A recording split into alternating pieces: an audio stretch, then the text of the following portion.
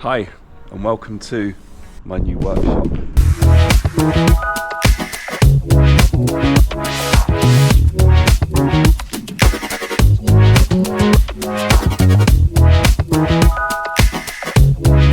It's 6.5 by 6.4 meters, so almost a perfect square. It's got a lovely wide double garage door on the front, although this needs to be replaced. Let me walk you through the plans for it. So, starting from the floor, I was debating whether I do epoxy or tiles.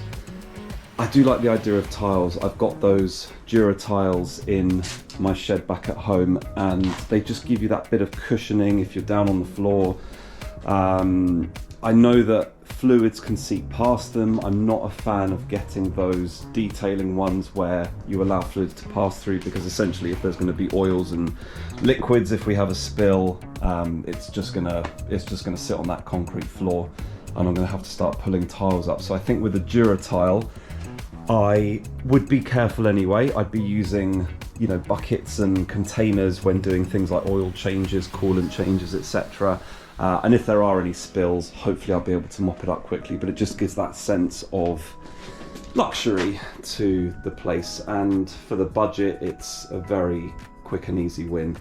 With regard to the walls, we've got a bit of a mismatch of some partly rendered walls, some bricks, so we're going to sort all of that out. Same story on the other side. In terms of lighting, I was debating what I go for. Do I go for, the sort of funky hex-shaped ones? Do I simply go for some strips? But I've settled on the office-style 600 by 600s, because if you look at that ceiling with all the RSJs and the wooden beams that hold the ceiling in place, you've got perfect 600 by 600 squares throughout. So I'm probably going to put at least 12 if not 16 of those style of lights. Garage door, this is a bit of a problem. So I hit my head on that. That's about 1.7 meters. This needs to go. So this is obviously in place because of that garage door. The idea is to get rid of this completely and go for a metal roller door. So I'm assuming the cassette will go inside, maybe it'll go outside, I'm not sure. I'll speak to the guys, but that will make life a lot easier. And in terms of getting the cars in, you've got a lovely flat sweeping drive up to here.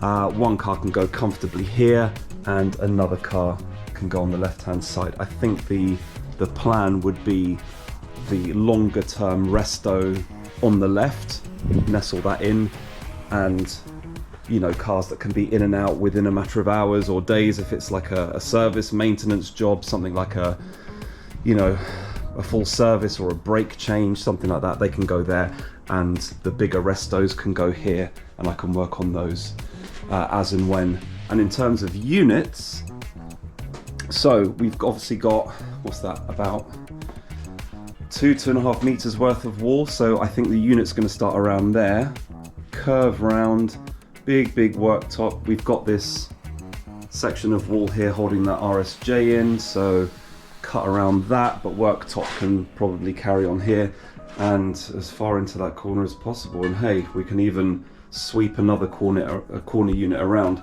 I think I've seen some units from SGS Engineering that I really like, that are modular, that aren't too expensive. They're metal construction, they've got a solid oak worktop. That should be fantastic. And then we get some, maybe some mood lighting, some LEDs for that counter to work on, certain engine, gearbox parts, whatever I'm working on. So there we are. I think the first job, clear all this out. I'm gonna get the sander out, sand that rusty beam, paint the entire ceiling an anthracite grey, I think. I was going to do it white, but I quite like the idea of doing it a darker colour. I've seen a few other YouTube videos of people that have done some really cool black or grey roofs, and yeah, we'll go from there. So let's crack on, let's get sanding.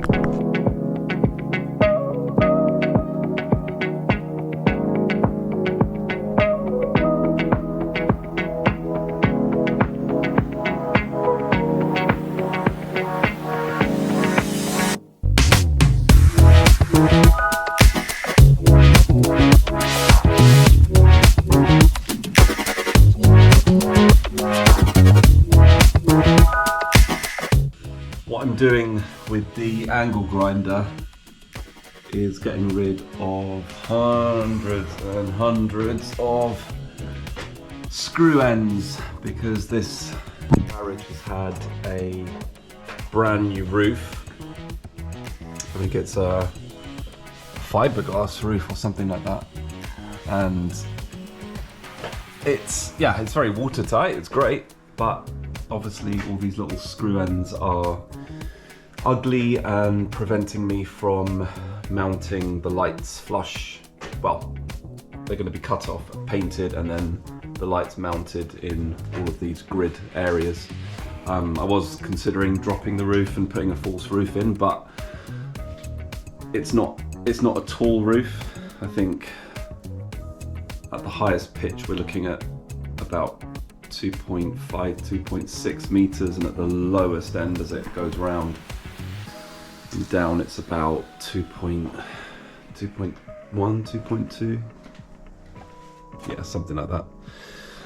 Anyway, so pointless to drop the roof just for the sake of having a flat roof, because I lose height, and we might as well take advantage of all these recesses with these panel lights. Day one complete. I'm knackered, my ears are ringing, I'm full of rust powder and